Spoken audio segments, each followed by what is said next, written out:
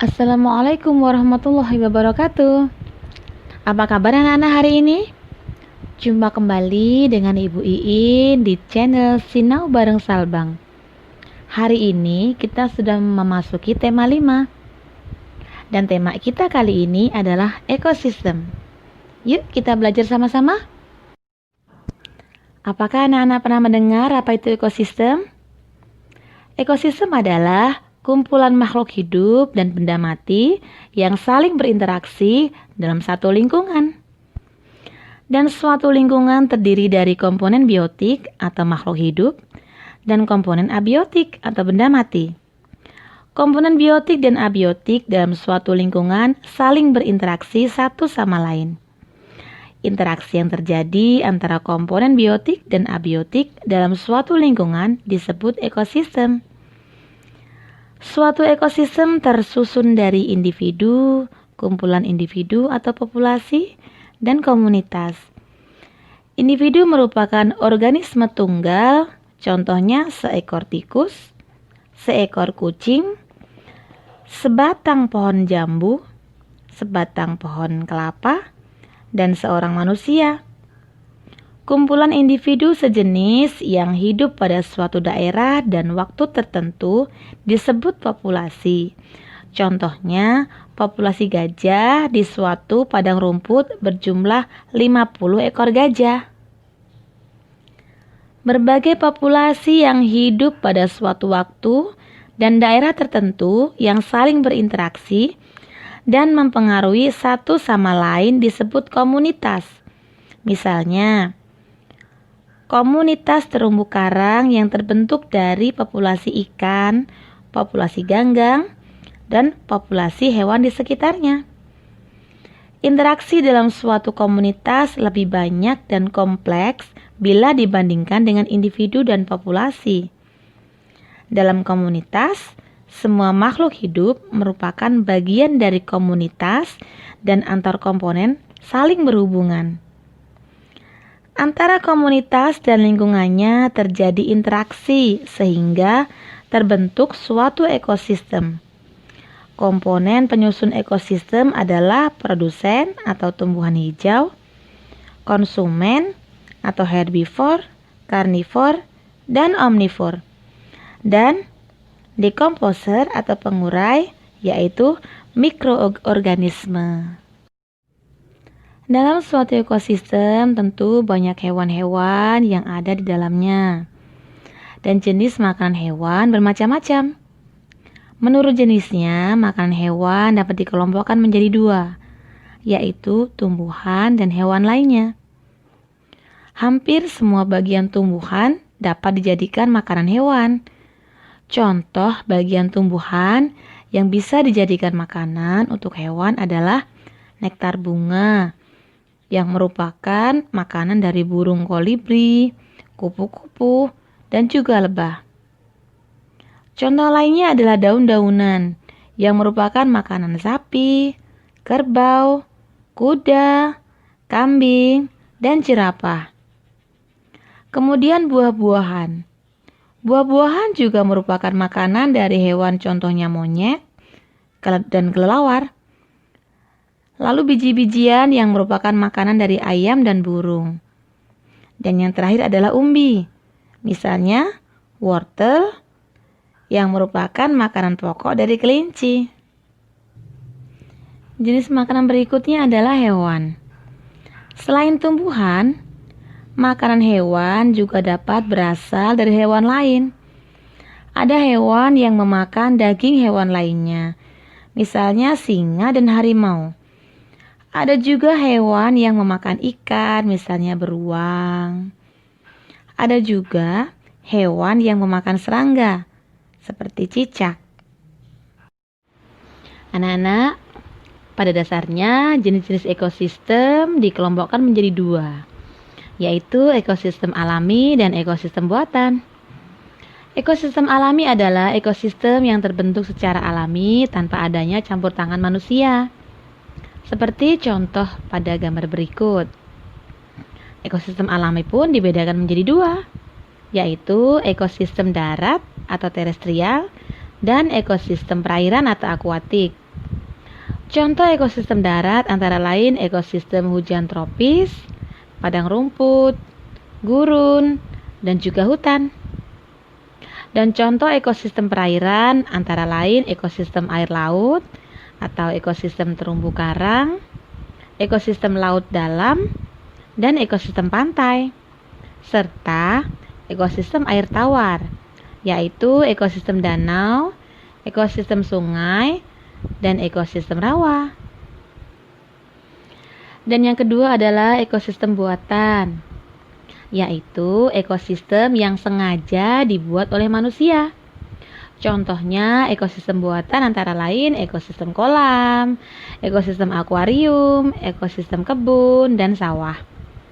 Ekosistem buatan dibuat oleh manusia untuk mendapatkan sumber daya alam dan memenuhi kebutuhan manusia untuk kehidupan sehari-hari. Di dalam lingkungan ekosistem, tentu banyak sekali hewan-hewan yang memiliki jenis makanan yang berbeda. Dan berdasarkan jenis makanannya, hewan dapat digolongkan menjadi hewan pemakan tumbuhan atau herbivore, hewan pemakan daging atau karnivor, dan hewan pemakan segala atau omnivore. Yang pertama adalah herbivore. Hewan pemakan tumbuhan disebut juga herbivore. Herbivore dapat memakan bagian tumbuhan berupa daun, batang, biji, dan juga umbi-umbian. Contoh herbivore pemakan rumput dan dedaunan adalah sapi, kuda, dan juga kambing. Nah, herbivore umumnya memiliki gigi seri dan gigi geraham. Gigi seri berguna untuk memotong-motong makanan sebelum dikunyah. Dan gigi geraham memiliki bentuk yang lebar, bergerigi, dan memiliki banyak bumbungan atau puncak gigi. Dan gigi geraham berfungsi untuk mengunyah makanan hingga lumat. Berikutnya adalah karnivor. Hewan yang memakan hewan lainnya disebut juga karnivor. Contoh karnivor adalah harimau, buaya, ular, singa, burung hantu, dan juga burung elang. Karnivor ini memiliki susunan gigi yang berbeda dengan herbivore. Gigi geraham karnivor berlekuk-lekuk tajam. Gigi geraham berfungsi untuk mengerat daging, mematahkan tulang, dan menghancurkan makanan.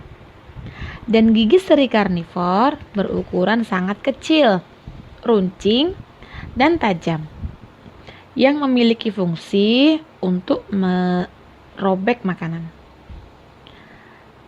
Dan karnivor juga memiliki gigi seri untuk menggigit dan memotong makanan.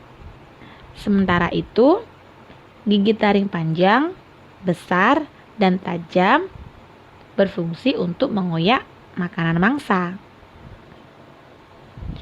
Dan yang terakhir adalah omnivore. Omnivore adalah hewan pemakan segala, baik tumbuhan maupun hewan. Contoh omnivore adalah ayam, tikus, bebek, dan juga ikan. Ayam memakan biji-bijian seperti beras dan jagung. Dapat pula memakan cacing, dan bebek memakan tumbuhan air dan cacing yang ada di kolam. Susunan dan bentuk gigi omnivore adalah gabungan antara herbivore dan karnivore. Gigi seri berfungsi memotong makanan dan gigi taring berfungsi untuk mengerat makanan. Dan gigi geraham berfungsi untuk melumatkan makanan. Nah, anak-anak sudah paham ya? Nah, anak-anak, hewan-hewan di hutan tentu saja memiliki siklus hidup yang berbeda. Setiap hewan memiliki siklus hidupnya sendiri. Ada hewan yang lahir dengan bentuk dan mirip dengan induknya. Namun, ada juga hewan yang terlahir dengan bentuk yang berbeda dengan induknya dan mengalami perubahan bentuk. Nah, berikut perubahan bentuk secara bertahap menjadi dewasa yang disebut juga metamorfosis. Yang pertama adalah siklus hidup tanpa metamorfosis. Hewan-hewan yang termasuk golongan mamalia, reptil, burung, dan ikan tidak mengalami metamorfosis selama daur hidupnya. Mamalia adalah hewan yang menyusui anaknya. Semua mamalia menghasilkan anak dengan cara beranak atau melahirkan. Salah satu contoh mamalia adalah kucing. Reptil, burung, dan ikan menghasilkan anak dengan cara bertelur, sehingga daur hidupnya pun bermula dari telur. Telur yang dikeluarkan induk akan menetas menjadi anakan yang mirip dengan induknya. Dan pada burung, anak burung memiliki bulu lebih halus. Semakin dewasa, bulunya akan semakin berganti tebal menyerupai induknya. Dan yang kedua adalah siklus hidup dengan metamorfosis. Beberapa jenis hewan seperti kupu-kupu, katak, nyamuk, kecoa, dan capung memiliki metamorfosis dalam daur hidupnya. Anak-anak tahu nggak tuh, apa sih metamorfosis itu? Metamorfosis adalah perkembangan pada hewan yang merubah bentuk tubuh setelah kelahiran atau penetasan. Jadi, hewan-hewan yang mengalami metamorfosis akan menyerupai induknya setelah mengalami beberapa perubahan bentuk. Dan berdasarkan perubahan bentuk hewan selama mengalami metamorfosis, metamorfosis dibedakan menjadi metamorfosis sempurna dan metamorfosis tidak sempurna. Metamorfosis secara sempurna hanya dialami oleh kupu-kupu. Karena kupu-kupu mengalami metamorfosis dengan tahapan yang dimulai dari telur, ulat, kepompong, sampai menjadi kupu-kupu dewasa. Setelah kawin, kupu-kupu betina dewasa bertelur. Telur akan menetas menjadi larva yang disebut ulat. Ulat akan memakan daun hingga bertambah besar. Ulat menghasilkan liur yang dapat mengeras, membentuk benang-benang halus. Dan benang-benang halus inilah nanti untuk membentuk kepompong, yaitu untuk membungkus dirinya. Kepompong diam dan tidak memakan apapun. Di dalam kepompong, ulat mengalami perubahan bentuk tubuh. Jika perubahan bentuk sudah sempurna, maka kepompong membuka dan keluarlah kupu-kupu yang cantik. Hewan lainnya yang mengalami metamorfosis sempurna adalah katak. Metamorfosis katak melalui 3 tahapan, yaitu telur, kecebong, dan katak dewasa. Setelah dewasa, katak betina mengeluarkan sel telur ke dalam air, dan katak jantan juga akan mengeluarkan spermanya ke dalam air.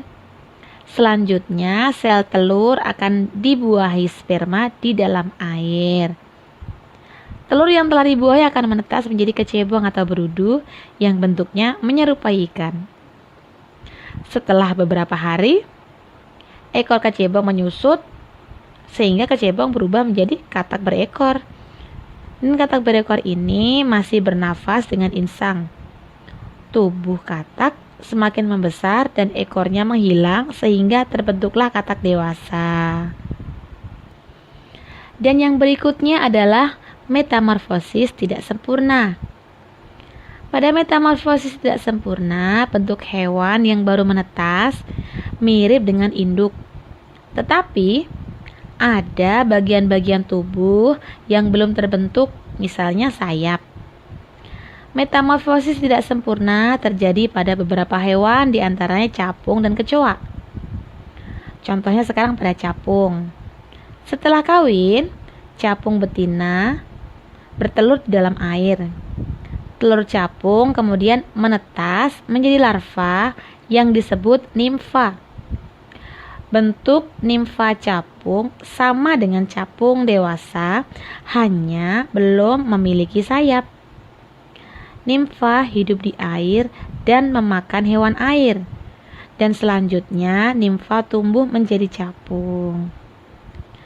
Dan yang berikutnya adalah kecoa. Kecoa betina dewasa bertelur. telur akan menetas menjadi kecoa muda yang disebut nimfa. Bentuk nimfa mirip dengan kecoa dewasa, hanya berwarna lebih muda dan belum bersayap.